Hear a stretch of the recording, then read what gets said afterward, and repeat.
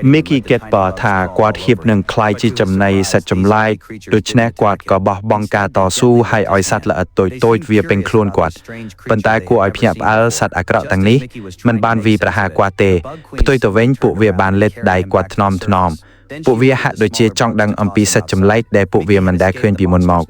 ขณะได้มิกกี้กำปงพิจิมโยลปีเรื่องนี้สำหรับตามหากสเตย์สัตว์ละเอ็ดบานเงียบมกเว้นให้นอมกวาดตลบเตลบไปได้เว้นบรรทบมอกเนียงบานบัญชีอ้อยสัตว์ละเอ็ดตัวบอกกวาดเจนตัวข้างกลางมิกกี้บานรถเก็ตพดปีสมบกสัตว์จำลายปันแต่กวาดมันสบายจิตตัวแต่ซอนั่นเลยพบกราบพบดัตรเจนนี้กวาดขมิ้นเอาการรู้เรียนมีชีวิตโดยครูนไอเตเปได้กวาดเหียบหนึ่งตรเจสลับเตอหายนู้ยืนรุกโรกรายอันตราตราก็บานแบกโมดอลมิกกี้บานเฉลียดเอากะให้ลังเตลนู้head away បានជាខ្ញុំស្លាប់នៅក្នុងអនាគតដ៏ឆ្ងាយអ្នកវិទ្យាសាស្ត្របានបង្កើតបច្ចេកវិទ្យារបស់ពុំមនុស្សពួកគេអាចចម្លងទិន្នន័យជីវសាស្ត្រនិងការចងចាំទៅក្នុងរាងកាយដែលទៅតែរបស់ពុំថ្មីបច្ចេកវិទ្យានេះជួនលើកខ្លាំងរហូតដល់បង្កឲ្យមានភាពចម្រូងចម្រាសនៅលើផែនដីដូច្នេះសម្ព័ន្ធមិត្តបានសម្រេចចិត្តប្រើប្រាស់វាសម្រាប់បេសកកម្មស្វែងរកពិភពលោកថ្មីដើម្បីអាណានិគមការសាក់លបងរបស់ពុំមនុស្សនៅឆ្ងាយពីផែនដីក្រោមការត្រួតពិនិត្យយ៉ាងតឹងរឹង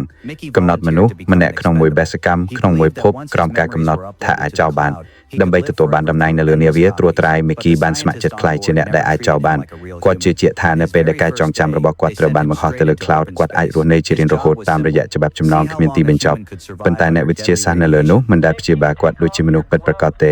នៅថ្ងៃដំបូងរបស់គាត់ពួកគេបានបញ្ជូនគាត់ទៅក្នុងលំហភ្លាមភារកិច្ចរបស់គាត់គឺសាមញ្ញមើលថាតើមនុស្សអាចរស់នៅក្រោមកាំរស្មីដ៏សាហាវបានយូរប៉ុណ្ណាអូវ៉ា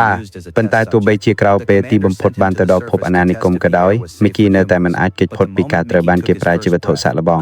មេបញ្ជាការបានបញ្ជូនគាត់ទៅលើផ្ទៃដីដើម្បីសាក់លបងថាតើខ្យល់មានសុវត្ថិភាពសម្រាប់មនុស្សឬអត់ប៉ុន្តែភ្លាមដែលមីគីដកទឹកដង្ហើមដំបូងវីរុសមិនស្គាល់បានឆ្លងចូលក្នុងរាងកាយរបស់គាត់ពី3វិនាទីក្រោយមកគាត់ក៏ស្លាប់ពួកគេបានអភិវឌ្ឍវ៉ាក់សាំងប្រឆាំងវីរុសអ្នកវិទ្យាសាស្ត្របានបន្តបោះពុំមីគីកំណែថ្មីសម្រាប់ការពិសោធន៍រហូតដល់មីគី17ត្រូវបានបង្កើតទៅពួកគេទីបំផុតបានអភិវឌ្ឍសេរ៉ុមប្រឆាំងវីរុសដែលមានប្រសិទ្ធភាពប៉ុន្តែការដោះស្រាយបញ្ហាដកដង្ហើមមិនគ្រប់គ្រាន់សម្រាប់មនុស្សក្នុងការតាំងលំនៅនៅលើភពនេះដូច្នេះមេបញ្ជាការបានបញ្ជូនក្រុមជឿនលឿនទៅស្វែងរកពិភពលោកថ្មី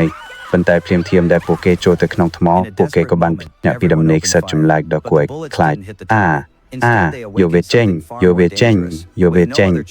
នៅក្នុងពេលដែលធ្ងន់ធ្ងរគ្រប់គ្នាបានបើកការបាញ់ប្រហារប៉ុន្តែក្របកំលើមិនបានប៉ះគោលដៅទេពួកវាបានដាស់អ្វីដែលគ្រោះថ្នាក់ធំជាងនេះទៀតដោយគ្មានជំរើសផ្សេងទៀតពួកគេបានគ្រប់ដណ្ដប់គ្នាទៅវិញទៅមកហើយប្រញាប់ចេញពីរោងភ្នំប៉ុន្តែភ្នាក់ងារស្រីនៅខាងក្រោយត្រូវបានទឹកកកធ្លាក់មកសង្កត់ភ្លាមនៅពេលមេបញ្ជាការនេះគាត់ក៏ខ្លាំងណាស់អ្នកគឺជាមនុស្សដែលអាចបោះបង់បានបាទអ្នកនឹងត្រូវបានបោះបង់ចោលព្រោះតែការខូចខាតខ្ញុំសំទោសហើយក្មេងនោះគឺមានតម្លៃប៉ុន្តែភ្នាក់ងារស្រីស្លាប់ហើយមិនមែនអ្នកទេបន្ទាប់ពីឧបទ្ទវហេតុនេះមេបញ្ជាការលែងហ៊ានប្រថុយនឹងបញ្ជូនក្រុមទៅទៀតហើយដូច្នេះគាត់បានប្រគល់បេសកម្មរុករកទាំងអស់ទៅឲ្យមីគីត្រូវដើរល្បាតនៅខាងក្រៅរាល់ថ្ងៃគ្រប់ពេលបញ្ហាគឺមីគីគ្មានជំនាញរស់រានមានជីវិតសោះគាត់មិនទាន់បានទៅណាផងមុនពេលធ្លាក់ចោលទៅក្នុងរោងភ្នំងងឹតនៅពេលមីគីភ្ញាក់ពីដំណេកម្ដងទៀតគាត់បានឃើញមិត្តភ័ក្តិរបស់គាត់រកគាត់ឃើញហើយគាត់គិតថាមិត្តភ័ក្តិរបស់គាត់នាំគាត់ត្រឡប់ទៅយានអវកាសវិញប៉ុន្តែចំពោះមិត្តភ័ក្តិរបស់គាត់មីគីមិនសំខាន់ជាងអាវុធដែលគាត់បានបាត់បង់នោះទេ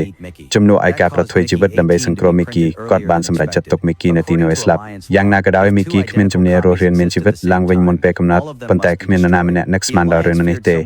ម្ចាស់នៃសត្វល្អិតបានស្ទុះចេញពីសម្បុកប៉ុន្តែមិនបានស៊ីមីគីទេ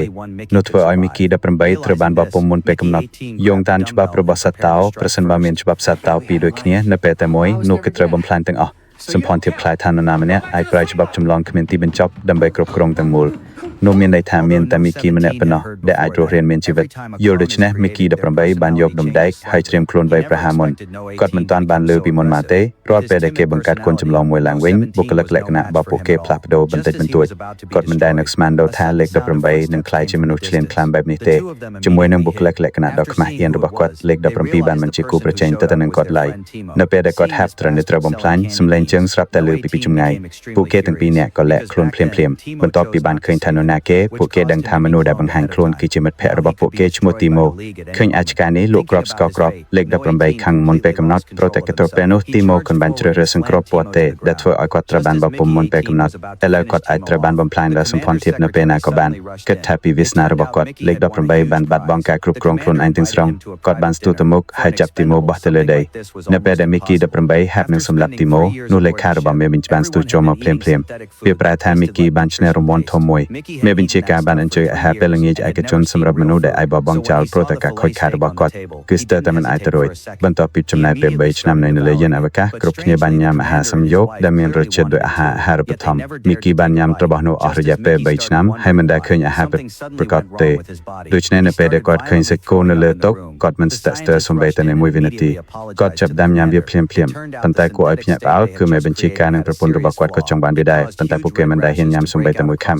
ពេលដែលមីគីចាប់ដាំឆ្ងល់ថាហេតុអ្វីបានជាមានអ្វីមួយខុសប្រកតិជាមួយរាងកាយរបស់គាត់គាត់ចាប់ដាំគួតយ៉ាងខ្លាំងនៅក្នុងបន្ទប់អ្នកវិទ្យាសាស្ត្របានប្រញាប់ចូលមកហើយសំទោសមេបញ្ជាការភ្លាមប៉ុន្តែឃើញមីគីឈឺចាប់អ្នកវិទ្យាមិនបង្ហាញការណិតអាសូរទេផ្ទុយទៅវិញពួកគេចង់ប្រើគាត់ដើម្បីសាក់លបងថ្នាំបំបត្តិឈឺចាប់ដែលទៅតែពិវត្តថ្មីរបស់ពួកគេប៉ុន្តែនៅពេលដែលថ្នាំត្រូវបានចាក់ចូលមីគីក៏ដួលទៅលើកម្រាល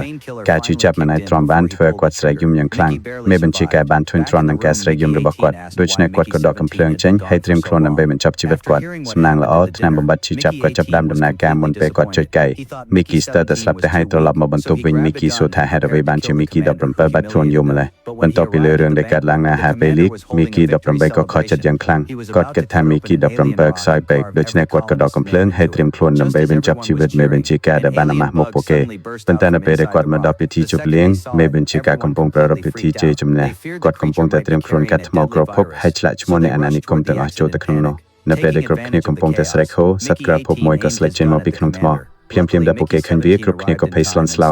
ដោយឆ្លៀតឱកាសចលនានេះមីគី18បានតម្រង់កំភ្លើងទៅរកមេបញ្ជាការសំណាងល្អមីគី17បានមកដល់តាន់ពេលហើយគាត់ប៉ុន្តែនោះក៏បានបង្ហាញពួកគេទាំងពីរនាក់ផងដែរមេបញ្ជាការបានបញ្ជាឲ្យពួកគេសម្លាប់សត្វល្អដែលលាក់ខ្លួននៅក្នុងថ្មប៉ុន្តែគាត់ទាមទារឲ្យពួកគេម្នាក់រស់ដើម្បីស្រាវជ្រាវប៉ុន្តែគាត់មិនដឹងទេថាសំឡេងស្រែករបស់អូននឹងទៅដល់មេសត្វល្អឆាប់នេះព្រឹកឡើងមីគីទាំងពីរត្រូវបានកោះហេតុទៅបន្ទប់បញ្ជាការដើម្បីវិនិច្ឆ័យនៅតាមផ្លូវទៅទីនោះពួកគេបានឃើញសត្វល្អក្រៅភពរាប់មិនអស់ព័ទ្ធជំនាញយានមេបញ្ជាការដែលឃើញសម្បាមិនខកពីសត្វអមនេះឡើយគាត់ក៏ចាប់ដៃគោលហើយត្រៀមខ្លួនដុតសញ្ញាលើមុខមីគី18បន្ទាប់មកគាត់ត្រៀមខ្លួនបញ្ជាឲ្យពួកគេម្នាក់រស់ដើម្បីបំផ្លាញចោលក្មេងស្រីម្នាក់បានសុំជីវិតមីគីមេបញ្ជាការក៏ស្រាប់លើកសត្វល្អក្រៅភពឡើងលើអាកាសបន្ទាប់មកគាត់បានបង្ខំក្មេងស្រីនោះខំចុងខ្សែនៅពេលដែលគ្រប់3កាសត្រូវបានរៀបចំរួចរាល់មេបញ្ជាការក៏គ្រូបញ្ចប់សត្វល្អក្រៅភពទាំងអស់ប៉ុន្តែបន្ទាប់មកប្រពន្ធរបស់គាត់ក៏ស្រាប់តែនៅឃើញគំនិតថ្មីមួយបន្ទាប់ពីចាប់បានសត្វល្អក្រៅភពនាងក៏បានកាត់កន្ទុយវាមួយផ្នែកដើម្បីធ្វើទឹកជ្រលក់អ្នកស្មានមិនដល់វាមានរសជាតិឆ្ងាញ់មិនគួរឲ្យជឿដូច្នេះនាងក៏ស្នើទៅធ្វើហ្គេមដ៏សាហាវមួយពួកគេនឹងដាក់គ្រាប់3បញ្ជាទីពីចម្ងាយលើមីគីទាំងពីរ